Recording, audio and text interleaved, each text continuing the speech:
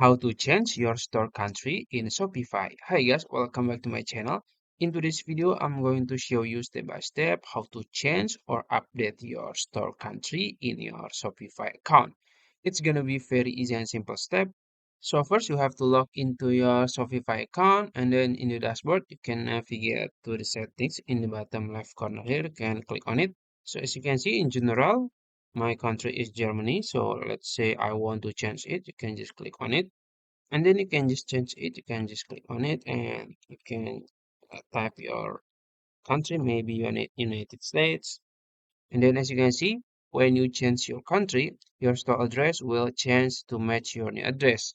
And also the subscription fee and billing currency may change. And then you can just type your address. So the city, New York City, and the zip code, like that. New York City. Maybe this one. And then you can just click save, and it's saved. So now your country is changed. So maybe you want to also change the currency. So you can go back to the general, and then you will see your store currency. So you can just change it. Maybe if you want to change to Germany, you can change to Euro and others. So it's up to you.